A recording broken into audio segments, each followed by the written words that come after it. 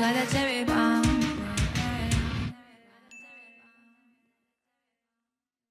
Welcome back to Breaking Beauty Podcast, Charlotte. Thank you so much for being here. I'm so excited to be here. We have so much tea to go through. We're spilling all the tea today. Yes. We're getting candid about skincare trends, about the industry, Dermfluencers, hot topics galore. And top shelf. P50, what are we going to do? All of it. So we're going to dive in. And the first skincare trend that I want to talk to you about is tinted skincare is the new makeup. Mm-hmm. We've seen a bunch of headlines about this, which from Business of Fashion to Women's Wear Daily. What are your thoughts on this and how did we kind of arrive here, do you think? I mean, what's interesting is that this is where we started. Yeah. Erno Laszlo, the first tinted product that was made was in 1927. Mm-hmm. Okay, I actually just made a video on this. Like I don't have this information just like in recall in my You could have faked brain. it. Yeah. I'm just like a historian. I'm not. So Erno Laszlo created a tinted serum essentially it was 80% skincare, 20% makeup. And it was because this princess, I can't remember of where, was struggling with acne. And he was like, okay, you don't want to use these ointments and things like that. I'm going to make this really elegant product that's going to cover up your concerns, but it's also going to heal the skin while you're using it. Mm-hmm. It's not about us like, this is an innovation, is I guess what I'm trying to say. I see. And I think if you're going to be making a serum tinted product, it should be for the whole face. It is very strange to make it for just specific areas. The exception would be sunscreen. And I love sunscreen makeup because I would consider that an active ingredient, right? It does a lot to help protect us. But I really like a sunscreen makeup product because it is actually protecting me from UV damage. And I might need a little bit more on my cheeks. I might want a little bit extra coverage all over my face because you're never using that as a primary sunscreen. So my take is that brands that do it and tout it as innovation. It actually was first created over 100 years ago, or no, 97 years ago. Not innovation. And I think we're running out of ideas. Yeah. Like it's not innovative to do that. Like coming out with new ingredients, coming out with new formats, coming out with something that actually hasn't existed before is innovation. So I get really frustrated with media, quite frankly, when they call this innovation, because it's going to create a trend and then more brands are going to do it. And it's just wasteful. Yeah. So like, tinted skincare blush, we don't really need that. If you tinted like complexion, okay. If you like it, then like use it. That's always my philosophy, but don't call it innovation. Right. Got it. It's also, I feel like we're really splitting hairs now when we're talking about the skinification of makeup and now the makeupification of skincare. It's like, come on, guys. They're trying, it's a marketing spin. Absolutely. It's trying to cut, like niacinamide has been in so many K-Beauty products for a really long time. Throwing niacinamide in something doesn't make it negative. Any better. It's an antioxidant, which actually stabilizes your formula. And so if you look at a lot of makeup products, they have things, I'm sorry, but most makeup has glycerin in it. Mm-hmm. That's the best hydrator in the industry. Yeah. So it's just BB cream that literally was like a tinted moisturizer. Mm-hmm. That's been skincare and makeup. I just find the entire concept. I'm like, you're grasping at straws here. It's also like, we don't need niacinamide in everything. I don't like that when there's like sneaky ingredients that could cause irritation. I think there's so much, the more products we have, there's more confusion. So like, let's just kind of keep it straight when it comes to. And keep it to blush. Like, okay, if you're going to be doing a blush that has like skincare ingredients, maybe use something that's really plumping or like something that's going to actually give like a bit of like shine, but it's like a squalane, right? So it's like nourishing the skin. That's totally fine to me. But when you start adding active ingredients, I'm like, why? Yeah, exactly. Is it because your customer was complaining particularly about hyperpigmentation around the cheeks? Right. Like, what is the purpose? And you want to brighten just the cheek area? I don't. Yeah. Too much of a good thing, not a good thing. It's also, you're using such a small amount. I don't. Yeah. Sorry, I'm confused. The last thing I'll say is if you're going to be using something like a niacinamide, it's almost in every single product as is. True. So do you need an extra 4% on your cheeks? How much were they using? Everyone's using a different amount of blush. So how can you actually measure that? Yeah. I have questions. Okay, let's talk about a throwback product. P50, Biologique Recherche, P50, the OG is RIP, from what I understand. Yes, because phenol is no longer allowed in skincare. So do you have thoughts on this? Yeah, so phenol is, have you ever seen a phenol peel on TikTok? No. Do I show you what a phenol peel is? I mean, just describe it. Describe it. Imagine your face becomes a melted candle. Oh. And then literally you take off the scab and then you have like, it's basically creating such a deep chemical burn that you have completely new skin underneath. And it's basically what they used to use. I can't remember the exact dates, but it feels like 70s and 80s. It feels like that's when, that's I think when it was used, but basically, are you looking at phenol peels? I'm looking it up, yes. Yeah, it's actually like really, I'm seeing this. it's like Saw. It's almost redness. Like, you're having a very severe allergic reaction. It's like these people's eyes are swelling. Yeah, it takes like basically a year before you can go out in public. It was what people used before there was like CO2 and things like that. And so now we have much better technology. But phenol is, I believe it's an antiseptic. I'm looking at it here. His face looks like a pastrami sandwich. Exactly. Like, you look like cured meat. Yeah. And so basically, it's just not allowed in skincare products because it is believed to actually penetrate into the, like, it's very hard to penetrate the skin, but there are some ingredients that actually do. And so it was the star ingredient of that particular product because it's also incredibly effective at exfoliating the skin. And it's incredibly effective at things like acne and things like that. And so they basically had to take that out and they completely reformulated it. They also say that phenol, like I've seen some like blog posts and like, oh, it was in a really small percentage. I believe it's actually, I actually wrote down the ingredient lists. I believe it was actually above niacinamide, and niacinamide is really not used. Yeah, it's right after glycerin and right before niacinamide. So you can actually usually, it's going to be above 2% because niacinamide under 2% doesn't really work. And 4% is when you start to get into the hyperpigmentation claims. Yeah. And so when I look at this, I'm like, and there's also lactic acid. And so are you telling me that lactic acid is going to be under like 2%? Probably not. And so the 1970 version, I think that most of the powerhouse was probably the phenol and the niacinamide. Right. It also has that burdock root extract, which is just really high in antioxidants. It also has salicylic acid. This no longer is allowed. So their reformulation bumped up all the acids. Right. Okay. And it added gluconolactone, which is a PHA. Right. Have you tried it? No, I'm actually not a big P50. But I think I would be a fan now because when I tried it, I didn't have Deliverance, which is a dew serum in my routine, which allows me to be reckless. And it destroyed my face. But now I can use whatever exfoliant I want. So I probably would be into this now because this is this is aggressive. And I believe the pH was 3.5, which means it's pretty spicy. Yeah.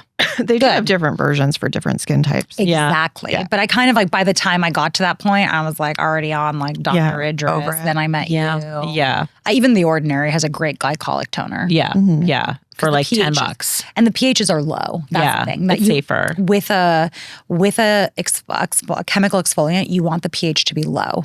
That means it's stronger. It's more effective. The higher the pH, actually, it's like that percentage that they have doesn't even matter as much. Doesn't show how actually effective it is. It starts to water it down. Okay. So your favorite exfoliant is? I mean, listen, if you're on a budget, The Ordinary is the vibe.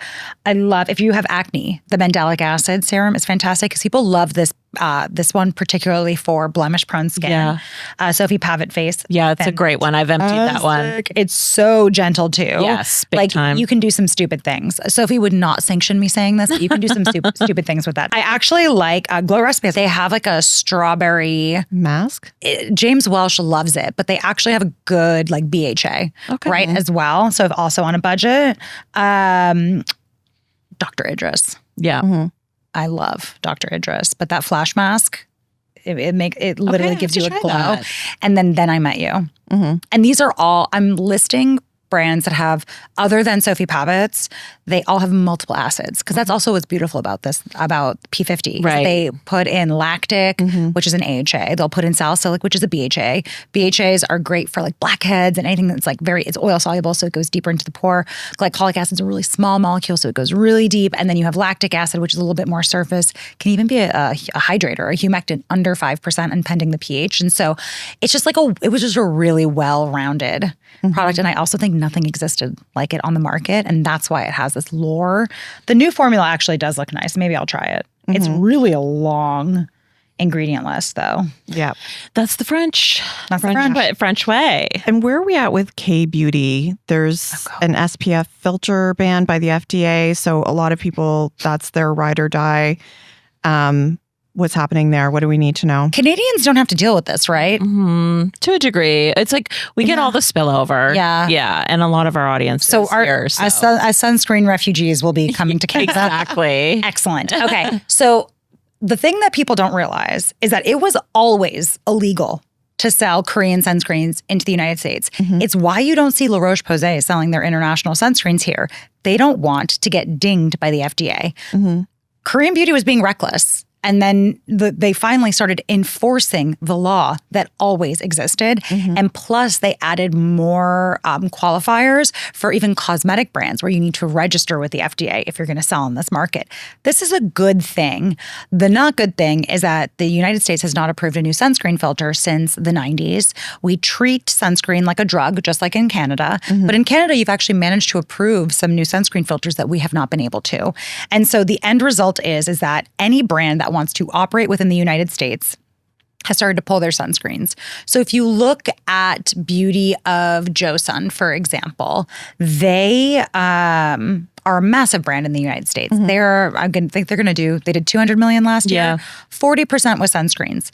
If they continued to sell their sunscreens and the FDA clocked them, they wouldn't be able to sell their creams. They wouldn't be able to sell their toners. They wouldn't be able to sell their cleansers. They wouldn't be able to sell anything. And poof goes their entire business because they are majority sold in the United States. And so it would be madness for a brand to continue selling their sunscreen, openly flouting the law.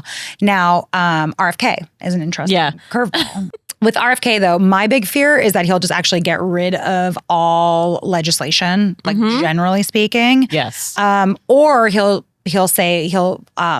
put on like grass, which is like generally recognized as safe. Okay. And basically with grass, what that means is that we have two filters that are currently generally recognized as safe. And the FDA just asked for more information on the rest. Now, all these chemical filters, just so that everyone's aware, they are sold in Europe. There's this whole myth that they're banned in Europe. They are not.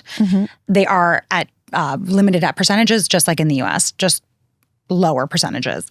So if he pulls grass, then that means only zinc and titanium dioxide will be allowed. And then my bigger fear is that he'll do that, and then he's going to say, okay, but you don't need to do the drug testing. And so what does that mean? All those grifters that are selling you zinc and beef tallow that they mix in their kitchen can call themselves sunscreen. That's my big fear, where we are limited to zinc and titanium dioxide, and it's going to be the Wild West. And like chemical filters generally are banned. Right. So yeah, anything chemical, not allowed. Anything natural. Yeah, even though we know everything's a chemical. The irony is that chemical sunscreens are called organic filters. Yes. Right. Yeah. But the thing is, I think people are still going to find a way to buy their Beauty of Joseon. I always find it fascinating that like Stylevana, they ship everywhere and they do a booming something business. Fascinating? So let's hear it. Olive & Young is opening a store in LA.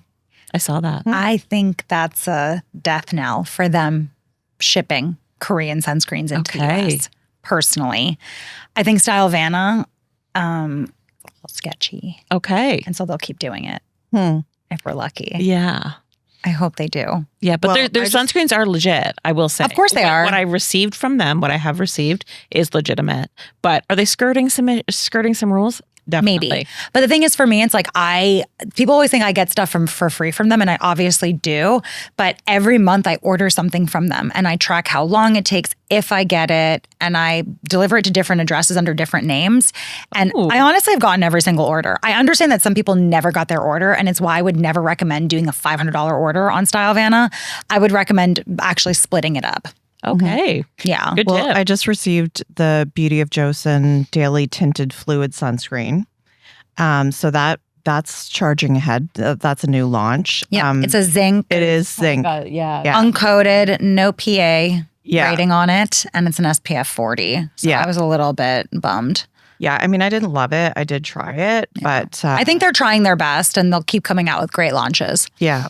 It's pretty it's very, very sheer. But it was like a little whitish, I thought. Oh, a little white cast? Okay. Yeah, a little bit. White cast on white people is not a good sign. Not good. But it comes in like 12 shades. So I will say that's just the shade I tried. Maybe I need to go darker. I don't know. What else for skincare right now is that you can't stop talking about? I think I'm really excited about delivery systems in skincare and how we're getting ingredients into the skin. And then also how can we make things more efficacious so like that you can use less of them. That really excites me. And then obviously I will never stop talking about getting new sunscreen filters approved in the US because honestly, like I've cut back on my routine so much ever since using sunscreen. And I've been really into milky toners. Okay. Yeah. I don't think we've reached peak toner world. I think that a lot of people are starting to understand that there's like, just because it's called a toner, it doesn't really mean anything. And so there's a lot of places where you can play, but there's so much pollution right now that I really like antioxidants in my routine. And so it's really easy to use these like antioxidant, like spray toner type things. And so like Boom Boom Milk from Violette, packed with antioxidants, refreshes your makeup. So good. It's a fantastic product. And I don't really know that many that are like, a lot of them focus on hydration. So I'm excited to see where we go from there. Yeah. Favorite step of my routine. What do you make of the whole beauty slowdown? That's been a headline. Who's like avoiding the slowdown? Who's accelerating downhill? Like, Let's I think unpack this. Well, I mean, look at Estee Lauder just laid off like 7,000 people, you know? And I think, just these bigger companies that dominated are just definitely, it's grinding to a halt in some respects. I mean, I think it's like beauty slowdown for who? I don't see K-Beauty slowing down. I don't see brands like Rhode slowing down. Yeah, I don't. Exactly. Low Recipe killing it. I think there is a slowdown because there's just too much shit in the market. And we also only have one face. We only have one body. I think also the myth of like people wanting luxury body care has been busted as well. Like, I think that the prices of skincare are being driven down a bit and cosmetics. I think that is the K-Beauty effect. When you're in Korea, you can find top quality, top-notch products with much lower margins. Yeah. It's because it's a more competitive market. And I think that's the transition that the US is starting to go through now, is that it's becoming an extremely competitive market. You have people that are coming in. We now have tariffs for where everybody's sourcing their packaging from. Because for those who don't know, the tariff now on China is directly impacting your packaging. And some brands, their packaging is more expensive than their formula. Right. So the way that impacts their cost of goods sold, the COGS, and then how that then impacts their bottom line and how they've been operating business, plus the added reality that the attention economy, like in the United States right now, everything is on social. That's all of our marketing. And you're competing with, people doing the most insane things in the highest levels of power. And so it's like what can break through that? What will break through that noise? It's becoming increasingly challenging. And also some people are just completely logging off. They're like, I can't look at this anymore. And so I think that when you add all of these things, there's a correction happening right now. I wouldn't say it's a slowdown, but I would say it's a correction that's been needing to happen. Yeah. Like we're seeing innovation. Like we are seeing it. And I'm excited to see how we get scrappy from here. Yeah. I want to talk about Dermfluencers. So what do you make of Dermfluencers and the disclosures? And are they as trustworthy as we've been? Look, I've been hanging off their words. I think it's weird to follow influencers that have no medical degree, no medical training, and we follow them for medical advice. I think that is really weird. Like you're asking them about their supplements and about their skincare routine just because you like their vibes. I think that is a really interesting part. I mean, even for me, I get really nervous sometimes, and I am so lucky that I have a chemist as my co-founder. I have a dermatologist advisor. I have people on speed dial that I check things with a lot. I even have a friend who's a mathematician, and I'm like, is the math mathing? Because I'm not a mathematician. And so I take that very seriously because it's quite easy to get people to follow you, but it's pretty easy to also alienate them if you put out something that's factually incorrect and if you're building a community on trust. And so my take is that, derms, the disclosure thing is a problem to me sometimes. I can tell when something's a sponsored post. I also think there's best practices when you're creating content where you put at the top of the fold, they say the top of the fold, versus when you collapse it, that it's a sponsored post. I think there are just things that you should be doing because you are being held to a higher standard. But also you're using your background as a stance of credibility. And so when you put on that lab coat and you actually earned the lab coat or the doctor's coat, what do you call it? Yeah, like is it a lab coat that doctors wear? Yeah, I think so. I do not know. The white coat, as a non-doctor term. Yeah, the white jacket. Yeah, and I think that you are the scrubs or whatever it is. You are signaling credibility. So follow it up, and you are being held to a higher standard. So live up to it. Yeah, I agree. I think I see some derms doing it well though, and I think that's actually been what I've been like. Oh, yeah. That there's a difference. Yeah. right. But I think it's okay to not practice. We're all like, anybody who is a content creator, period, is making money some way, somehow. And, there's money or gifts or whatever being exchanged. I think that it's all about transparency, really, at the end of the day. Because even if you look at, there's some doctors or whomever out there, and they don't necessarily do brand deals, but they kind of have this like truthiness about them, but then they're selling a book. It's like, well, you can't pretend that you're not compromised. Like literally we've had people on the show or seen people in the media who are like, I never do any, I will never do any sponsorships. So I am like, in essence, I'm the only truth teller out there. It's like, but you have a brand. Yeah. You have your own brand. Like, how can you actually say that? You know what I mean? So that's kind of how we operate as podcasters. We're content creators. We always disclose if it's a partnership, a sponsorship, or whatever. And I've seen some of our guests on other shows. I do that with my brand where I'm like, I don't make an affiliate link on this, but I own this brand. Use your brain. Yeah, exactly. I mean, when we do this, there's a funny way to do it too, where it's like, listen, like, well, we're also all on social. Like, it's all like, it's. I mean, but you're not sitting there saying, I don't take any sponsorship, so therefore listen to me. I like a brand. I hope you sponsor. Right. This is my call. If I talk about you, brand, please sponsor me. I'm just out here. Yeah, exactly. Just spreading the word for free. Think about it this way. When you're a dermatologist, you are able to educate one-to-one. And I think that the clinical experience in explaining things to your patients is unparalleled, right? Like Joyce, my co-founder, is a chemist. She's never had to deal with multiple patients a day. Right. And so, that's an experience that's important. So being able to then communicate to thousands, if not millions of people, that is so valuable. Absolutely. And you have the experience. And even if you haven't practiced as a dermatologist, but you have the background and knowledge and you're clear, like, okay, I haven't gone through residency and I haven't practiced. Yeah. I'm actually okay with that too. Again, it's that transparency thing. Yeah. It's that transparency thing. But I'm a fan of the education. Like, I really am. That's the only way that the masses would get it. Not everybody's going to a dermatologist. Not everybody is going to a dermatologist. Yeah. Not everybody in this country. Not everyone can afford one. Yeah. I don't know what it's like in Canada with derms. No, it's impossible. I was going to say, it must be really hard. It's really difficult. We want to talk about your top shelf. What are some recent launches that have just annoyed you that you've tried and why? I mean, I'm very much so of the mindset that it's not for me, but it might be for someone. It's like dating men. That's for someone. Yeah. Was not for me. Right. And so I have a hard time like negging on launches. For me, launches that bother me, I guess any launch that's like in the beef tallow world. Yeah. Just fucking infuriates me because it's not that I actually don't think beef tallow has a place in skin. Listen, I'm European, I'm French. My people brought that over to the US. Right. They would use the innards of animals and then you basically render the fat and then that's the beef tallow cream. And they're treating it like it's a miracle that they discovered. No.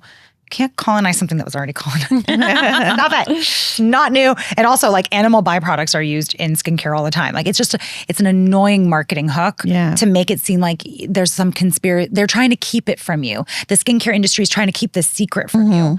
No, squalane is an incredible mimetic to sebum, and it's more sustainably sourced. It takes forever to go rancid, whereas beef tallow can go rancid very quickly. There are just better ingredients out there. Do I think that there's a place for beef tallow? If you like it and you're using it, great. But every time I see a brand launch and it's talking about it like it's the second coming, I'm like, that's a cult, babe. Yeah. This is just a cult.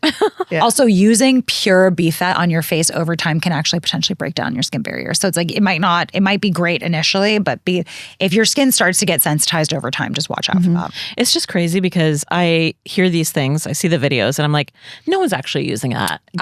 Primarily Pure, I think, is at it's like $100 million D2C business. So then I go on Amazon and you see it. Number 2 thing being sold. Yeah. Beef tallow cream. And I'm it's like, being what sold at my salon. Oh, There's a beef tallow brand. wow. Yeah. Yeah, and I think it's like it's trending, but TikTok Shop I think has been a massive proponent of beef tallow, and there's hooks that you notice that everybody copies, and this hook is this dermatologist is being silenced by the skincare industry for his truth on beef tallow, and I'm like, nobody's silencing this man. Also, it's a chiropractor again, or like a neurologist, right? A neurologist, and I'm like, well, nobody's silencing him, but he's certainly not the authority. Yeah. Do you ever get bored of skincare? I think I get bored about the mentality sometimes, or like how we approach. Like I feel like I guess not bored. I get frustrated. Okay. I love beauty. I think it's a fascinating subject. I want there to be more acceptance for different kinds of beauty. And I think that beauty standards are made up. So it's really interesting to like talk about like the fairy tales and like everybody's different groups. Like I think that's fascinating. But beauty does impact how you feel. Yeah. It just does. Yeah. And so, yeah, no, I guess the answer is no. But like, okay, do I get bored with launches? Sometimes, yes. Yeah. Where am I going? Do we need another hyaluronic acid serum? Yeah. Do we? Yeah. Yeah. Me too. No. I think there was that peak, right, in 2020. And then I think people are just sort of like reassessing and seeing what they actually need. And what's exciting you in terms of innovation? Because you get to see a lot as you're formulating. And is there any other news you want to share? No, because like Joyce is working on something really cool that she just taught me. Okay. I can't talk about it though, because I don't want anyone else to start researching, because she's actually doing some cool IP. Yeah, she's the best. And That's fair. I'm excited with treatments. Yeah. Does that count? Sure. Yeah. I think treatments. I got Botox for the first time. Oh. Like 3 or 4 months ago. And It works. yeah. Wow. I'm 37 and I got it for the first time. I do think preventative Botox is the dumbest thing I've ever heard in my life. Agree. Yeah. Well, I'm just like, and this is like actually where I'm like, doctors, please stop doing this. It's creating stress and anxiety where it doesn't need to be. When you start to see the wrinkles forming, sure, but before they form, to prevent them, I think that's unless if you are independently wealthy, it's a waste of money. And as somebody who was very much so struggling financially in her early to mid 20s, the thought of somehow scrambling together $500 is absolutely insane to me. And you shouldn't even be talking about it. Yeah. Because you're creating that stress and anxiety. Totally but I love agree. microneedling. I'm excited for PDRN for getting over here. Yeah. Hopefully. I love I was in Seoul last year, thanks to Beauty of Joseon. I went on a brand trip with them, which was so cool. But I got to do like that thing where you go into the medical clinics and like you're there for like 7 hours. Yeah. It was so fun. But just the way that they approach aesthetics is just totally different. Like here we're like, it's going to empower you. And there they're like, old people look sick. Yeah. So don't look sick. They literally had a PowerPoint. I honestly was like, and I was like, I kind of appreciate the bluntness. No filter. Yeah. No filter. Absolutely. No filter. But it's also funny because like they're just like, okay, well, this is the beauty standard that you're going for, then do this. And you're like, hard to argue, sir. Yeah. And so Don't dance around it. They're yeah. just, And I'm kind of excited for K-Beauty to come to the US and a more like retailers are starting to pick them up. Yeah. And I'm excited for that because I think that beauty has been a little bit inflated in price in the US. What I will say though with K-Beauty brands, and the thing that people don't know, they do something called dusting a lot. And I only know this because Joyce actually used to work at a K-Beauty contract manufacturer that she actually brought into the US as well. They do something called dusting. And so I think that K-Beauty products are superior for textures. But if the price is really, really cheap and they're claiming like 30 active ingredients, it's probably only 1 or 2 that are active. So that's like my one thing is I'm like, oh, like I wish they were just like a little, they're marketing geniuses. Yeah. But sometimes I'm like, ooh, they're setting an expectation up in the mind of consumers that every brand should have these 30 ingredients. Right. But like really they just have like niacinamide in it. Yeah. Yeah. I think the price point it can't be beat. It really can't be beat. It can't be. Yeah.